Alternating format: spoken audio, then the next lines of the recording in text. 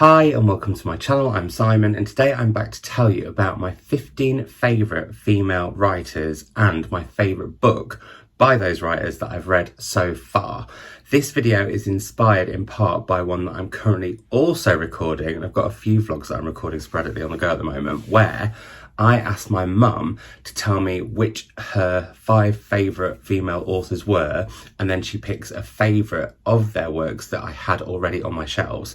So that will be coming in the next few weeks, as will a video of me reading to match my star sign. I'm also doing a video reading the whole of the women's long list, a vlog for that, which will come out obviously just before the shortlist.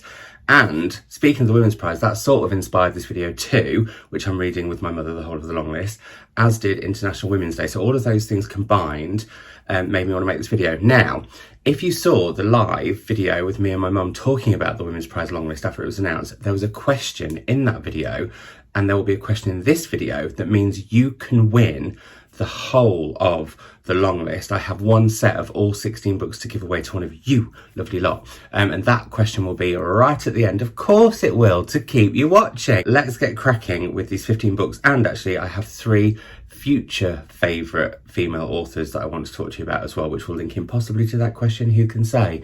So starting off with one of my mum's favourite authors, and actually I'm reading one of her books at the moment which is giving me the same vibes as this book did, so who knows, it could be a future favourite, by Margaret Atwood. This is Cat's Eye, which is a story about a group of friends and the bullying that one of those friends goes through that harms her literally for years. I was bullied really badly at school, and this book brings all of those thoughts and feelings to the fore, which you would therefore, 4 for 4, 4, 4, possibly think might make this the polar opposite of a favourite book. But it actually made me feel well, one, it did really upset me, and I did really feel for the main character in this book, but also it made me feel seen and made me feel understood and slightly heard, which I think books have the incredible power to do. I also love Margaret Atwood, and the book that I'm reading at the moment of hers shall remain a secret until that reading vlog, but I love her because her books are inherently different every time. Like, she doesn't stick to the same sort of things. There might be themes throughout that are similar, but the style or the way in which she writes or the plot or the structure, all those things are very different, and I like that in an author. So yeah, Margaret Atwood is one of my favourite authors. Then we have, and we're going through in alphabetical order, I thought we were, but Atwood actually comes after Atkinson, doesn't it? Whoops. So first should have been Kate Atkinson with Human Croquet. This is the first, and actually that might become a theme with some of my favourite books, because sometimes your favourite book by a favourite author will be the first book you read by them, even if it's not necessarily their best book in your mind. It's that sort of first experience, I guess. We always remember our firsts. This was the first Kate Atkinson that I read. It was on my gran's shelves. This is actually the edition that my gran had. This book really shows like Kate Atkinson's writing to come. It's a real foreshadower and combines all the things that she writes about. So this is a book that's all about a family where their mother has disappeared, and disappearances and crimes are often in quite a few of Kate Atkinson's books. She's actually done a whole series with Jackson Brodie. She writes about domestic dramas quite a lot. This is a family that through this family we look at sort of class, and we look at secrets in families and all the good stuff in a really good family drama. But at the same time, it also has a slight magical feel to it, and almost like that time travel-y, things can bend and shift, which obviously, like with Life After Life, and what's the one that followed on from Life After Life? There are shadows or echoes. If it's a foretelling, is it a shadow or is it an echo, or could it even be a ripple? I'm not sure. It has all those elements in it, so it takes some of her more realist fiction and her more speculative fiction and really combines the two. Yeah, I just absolutely love this book. Now, Tracy Chevalier, I really was stuck between 2 books of hers, and one of them was the first book of hers that I read, which is Falling Angels, which is all about Highgate Cemetery, where I used to be a tour guide.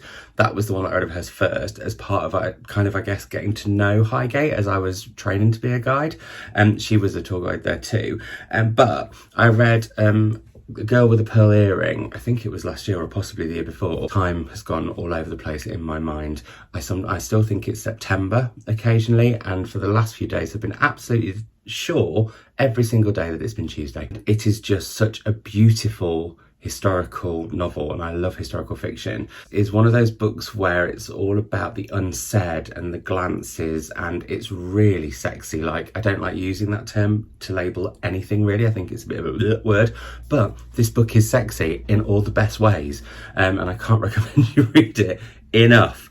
Then another favourite author of mine, and this was the first book of theirs that I read, and it was actually when I was judging a prize and frankly wanted to give all the money to her. The prize fund was separated over lots of different authors. It's Caris Davies, and this is The Redemption of Galen Pike, which is her second short story collection.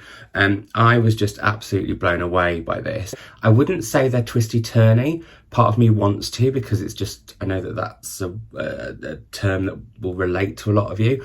I would more say they're surprising. She likes to surprise her reader and take you in unexpected directions. And even if I say that and then you're thinking, oh, I'm going to be looking for those surprises and those unexpected directions, I bet you can't spot them coming. It's really, really cleverly done. You never feel like you're being played with in a bad way. It's all kind of part of the joy of reading. And she does it really well in short stories and novels. But I think this collection just is almost perfection. Like this, every single story in here I loved. Some of them are a few pages long, some of them might only be a paragraph. They're just phenomenal, and I say the same, I would say the same, I have said the same about her novels too. Then we have, and every time I think of this author and their books, I just want to smile, Bernardine Evaristo, and this is Mr. Loverman, which Barrington is a character that I will never ever forget. And in this book, it's about a secret that he's been keeping from his whole family, in the fact that his friend who he came to England with has actually been his lover for all of those years. And we see the fallout of this being discovered. And what I think Bernardine Evaristo does in all of her books that I've read so far is every character has flaws as well as fabulousness about them. And she makes the ordinary extraordinary, and she celebrates the ways in which we are different. And yeah, I thought this was absolutely phenomenal. And also, sexuality in the Black community is not something that is talked about as much as it should be, I don't think, from what I've heard from people. I'm obviously not that part of the queer community, but I know of friends who feel that way very much. And I love the fact that Bernardine Evaristo gave a voice to the Barringtons who may be out there. And yeah, I thought that was really, really, really deftly done. An author who I've not read for a really long time and have collected all of their books, and I was feeling bad about this, but then my mum said when we were talking about her favourite authors that she hasn't read every single book. And I should say, actually, there were some conditions to these authors, in case you're thinking, where's X, Y, or Z? I had to have read at least 3 of their books, which ruled out like anyone who's a debut author. But I think with debut authors, you can absolutely love that first book that you read of theirs so much, and you're so excited to what they're going to do next. But I don't think you can say they're your favourite author when there's only one book that you've read. Maybe I'll do a video though on some authors who have just got one book who I think are going to be like my favourite authors to come. Anyway, blah, I went off on a tangent, because what I was going to say was, Mum was saying to me that she saves her favourite authors' books as treats, and I've realised that's something that I really, really do. And that's the case very much with Xiaolu Guo, who A Concise Chinese to English Dictionary for Lovers was a real book club book. I really remember that being like a real moment, possibly back in the late 90s, early noughties, and everybody seems to be reading this. And it was the first book of hers that I read, and then I went off to others. And she writes about something that I love so much, and that is where cultures can clash, and they can also merge, and the tensions between them, and the similarities and the differences, and the drama of that, and the joy of that, and the celebration of that, and some of the fear of that, and all those different emotions. And I think she does it really, really brilliantly when she looks, in this case, at the Chinese and English cultures, and how, yeah, like I said, how they clash, how they merge,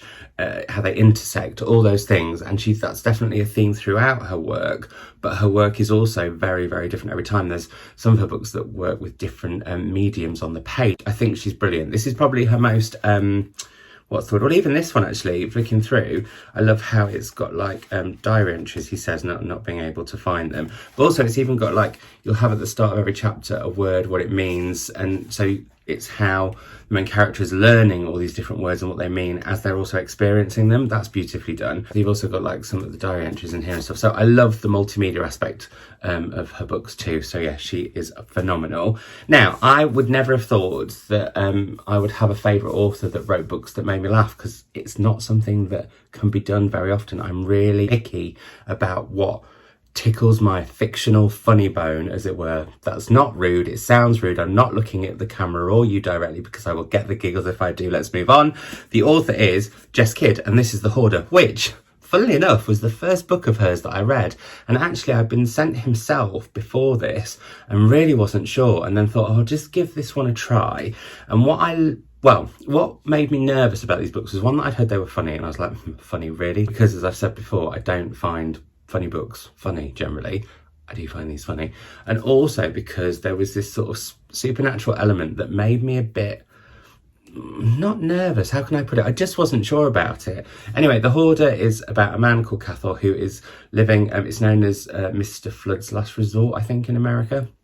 Anyway, it's about Cathal Flood, who is being cared for by this wonderful woman who really kind of wants to get to know him a bit better. He's really shut himself off to the point where he's shut off part of his house, so people can't even go into that area, and she becomes quite fascinated about that. But also, the twist is she can see saints, and saints are commenting as you go along.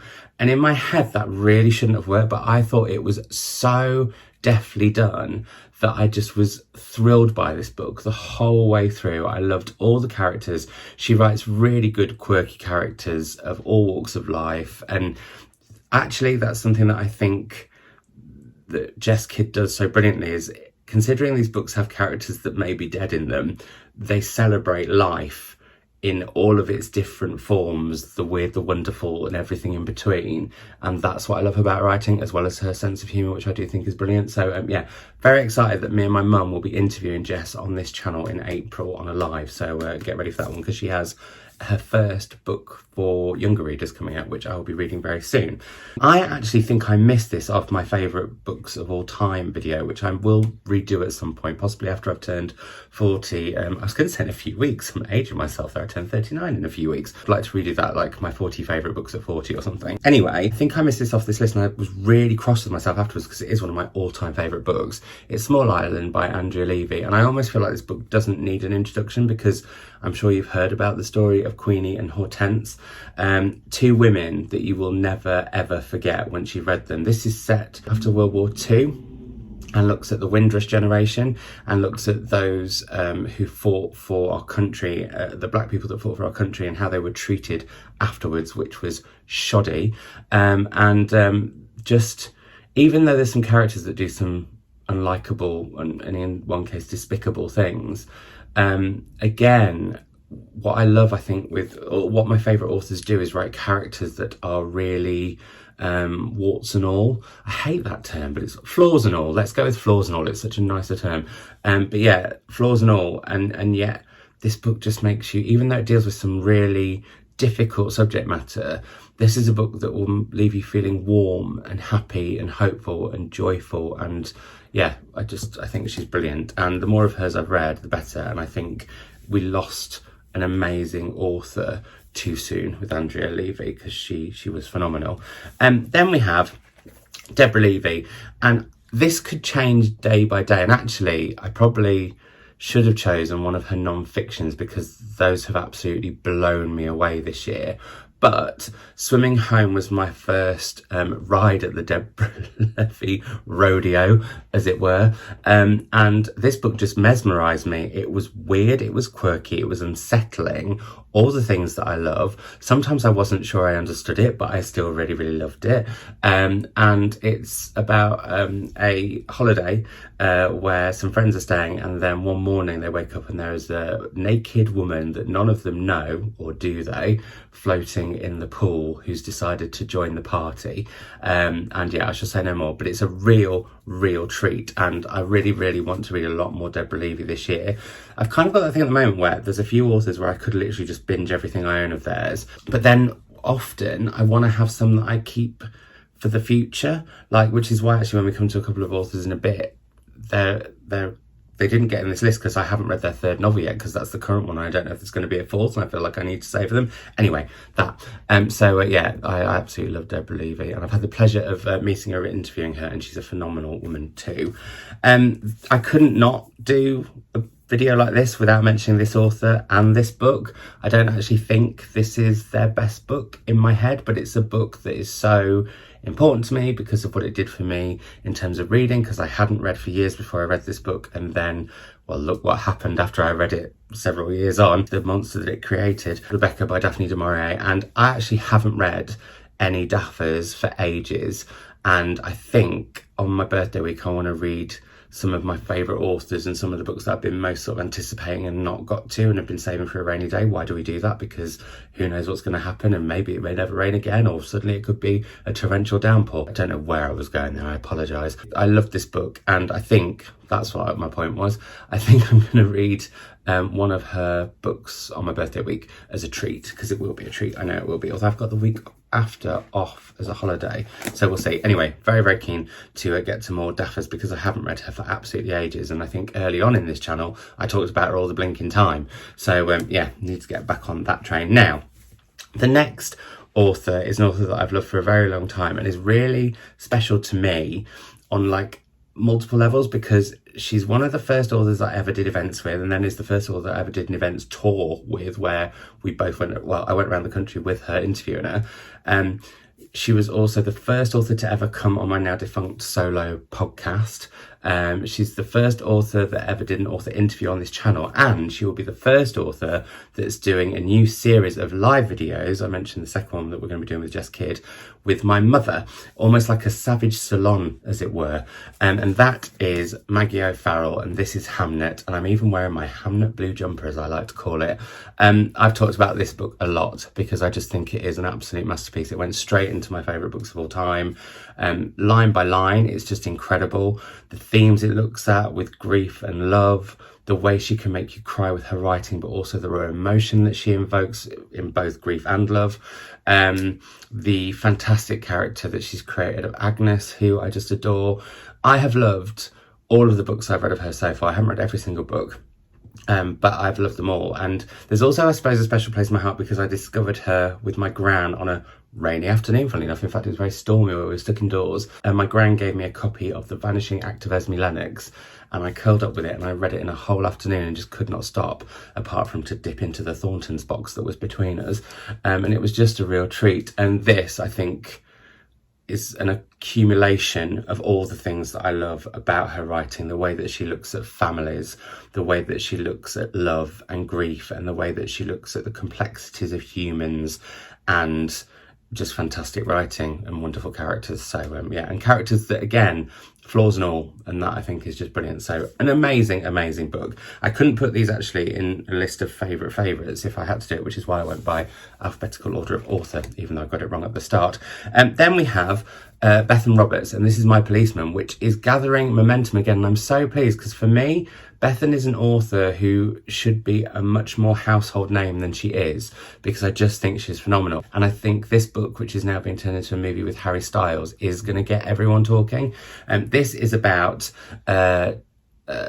a policeman who is in a relationship with both a woman and a man. And we hear this story through Marianne's eyes, and at the beginning she's incredibly bitter, and then we find out why and what's happened with this menage a trois. And I just thought I thought the way that Beth Roberts evoked the Brighton of that time and the secrecy around sexuality, and the kind of way these characters all are sort of playing against each other and playing each other off, that's not a euphemism, or it could be, is just phenomenal. So yeah, if you haven't read this, and also Graceland actually, and that's one thing with Bethan's writing, she makes me interested in anything. Mother Island is a really interesting look at motherhood, that's another of hers that I've read, and then Graceland is all about Elvis. Now, I didn't think I could give two figs about Elvis, but I really did. I'll link the book club video that me and Melanie did about Graceland, because we both absolutely loved it. And again, she created a Elvis that was not perfection. There was a lot of layers and darkness there, and I thought that was brilliantly done, just like there are layers and darkness and light and hope and joy in this book too. So there we have that. Now, one of my very favourite authors is also one of my mum's favourite authors and was my grand's favourite author, and that's Rose Germaine. And I'm always really sad that my gran didn't live to read the Gustav Sonata, because I think this, again, like I was saying about Maggie OFarrell's book, the sort of culmination of all the things that you love that an author does very differently in all sorts of books, is when they sort of all come together at once, and that's what happened for me with the Gustav Sonata. It's a book that's very much about the history of humanity and how humans behave. It's also a book that looks at outsiders and sexuality and being different. And I love the fact that Rose Germaine writes about outsiders and often writes about voices who may not be able to write their own story. I'm totally all about own voices. I totally get that. But I also think authors who use their skill to write these amazing stories, and I don't think authors should just write what they know. I think that would be incredibly boring. I mean, that authors just write the same thing every time. But I think what Rose Germaine does is she really tries to understand and celebrate difference. And yeah, I think she's an absolutely phenomenal author. And this book, I just thought, accomplished or accumulated everything that I have loved in every one of her books I've read so far, and I've still not read them all, and sort of combined them, and just, I thought this was absolutely excellent. Now, this book instantly makes me smile, although it made me cry throughout most of it. And I was very torn, actually, because I could have chosen this author's forthcoming book, because I think it is absolutely phenomenal. It's coming out in June. But I went for this one instead. It's Timon by Sarah Winman, who is an author that I absolutely loved anyway. When God Was a Rabbit. I've got a special place in my heart for Sarah Winman, because this book stole my heart and smashed it up and put it back together again. And I just think this is one of my all-time favourite books. And this is the American edition, which I just think is so stunning. But she was also an author that I did my first ever live event with, along with S.J. Watson. We did a literary salon in Manchester where we had both of them as debut authors, touring with their books, which both went on to do amazing things. This book, I think, is just so incredible about love in all of its forms. It also sheds light on a period of history which is very much being talked about at the moment, but I don't want to spoil all this for anybody. And it's also a book about mothers and sons, lost communication between people, all the different loves, as I said. I just think it's phenomenal. That's it. It's phenomenal. And then, last but certainly not least, before three future favourite authors, is Evie Wyld with The Bass Rock. This is her third novel, although she has got a graphic novel as well. Her third novel. And I think, again, like I was saying about this accumulation of the things that I've loved, this combined all the things that I loved in her two previous books, which were very, very different. And I love it when authors write really, really different things. And mix those all together, but also the way in which the book is structured is fantastic, and the way that it holds a very confronting picture of society now, yet using periods in history and how things haven't changed, and how women are still vilified, and how they're treated by society in awful ways and have been for decades. And yet at the same time she does it in a way that, it's a book that beguiles you with its story, and then gets you with the depths at which it goes to and the themes that it wants you to look at, and it holds your hand gently at first and then sort of drags you in more and more and more. That's how I would describe it. Phenomenal. Absolutely phenomenal. So those are my 15 favourite female authors and my favourite book by them, bearing in mind the caveats that they had to have written 3 or more books, and that was the only caveat there was. So going on to 3 future favourite authors. Now, I am on the cusp of reading my third of each of these authors' books, not as in the third in order, but the third of theirs that I will have read. The first of which is Essie Duncan. This is The Second Life of Samuel Tyne. I love her writing. I thought Washington Black was absolutely phenomenal. That should have won the book of that year in my mind. I just thought it was absolutely incredible.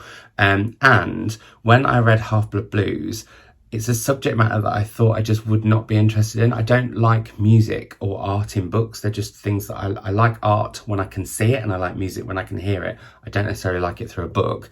But Half-Blood Blues, I just thought was a phenomenal book about a group of jazz musicians during World War II in Germany. It's incredible. It looks at so much, that book. And I have this to come, which I think is about possibly twin daughters and something that happens between them. So, and I really like books about siblings. So I'm really keen to get to this one in due course. And I think that will seal her as one of my favourite authors, as I think Leaving Atlanta by Tayari Jones will do. I've now got all 4 of Tayari Jones' books. This was her debut. It's an American marriage that she became quite well known, which I discussed on a good read, which I'll link down below. I forgot to link that down below in the previous video. But yeah, I love that. And then I read Silver Sparrow, which I absolutely loved last year. In fact, actually, Silver Sparrow and Hamnet, I read both of those with Mercedes, and it was an absolute joy doing a buddy read of those and have been able to. Mercedes is somebody who's great to buddy read because she like goes off and looks up loads of fascinating things that I wouldn't think to go and look up, but gives like extra insights into books. Anyway, I will be reading this, I think, on my birthday week. And I'm just intrigued by this one. Also, the reason that I decided to read it that week is because I was born in 1982, and this is set in 1982, based on a true crime that happened in Atlanta, where over 2 years children have been going missing, and she writes this fictional account of that. And last but not least, some Australian fiction in the form of Charlotte Wood. I've only read 2 of her books. I've absolutely loved both of them. I'm really intrigued to get to more of hers. This is about siblings, and so, you know, as I've said, I love books about siblings, and so I really want to get to this one. I also love the title of this, The Submerged Cathedral. It just sounds so intriguing.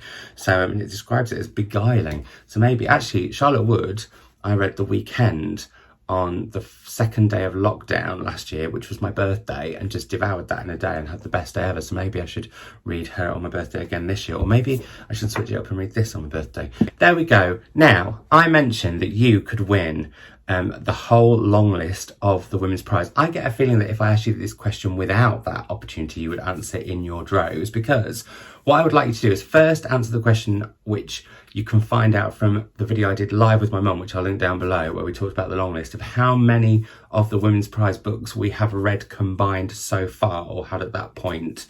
And then the second part of this test, quiz, whatever, is if you would let me know down in the comments below, not only that number, but also what your favourite author by your favourite female writer is, and a favourite book by a favourite female writer that you think I might really love that would introduce me. Now, the irony of this all is actually that when I go off to find a new favourite author, I normally just go and start at the beginning and work my way up. So, but it would give me lots of new names that I might be missing out on and would love to read more. Or it might be authors that I've read before and we can have a chat about them in the comments down below.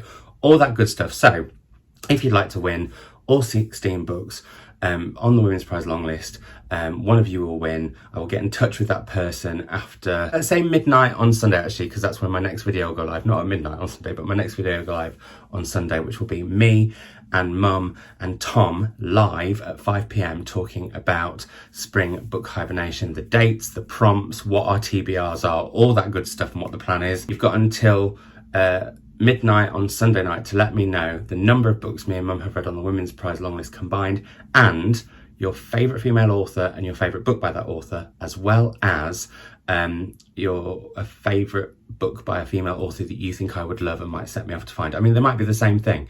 I hate the ends of videos. I just find them really difficult, be it recording it, be it live. I just find it difficult.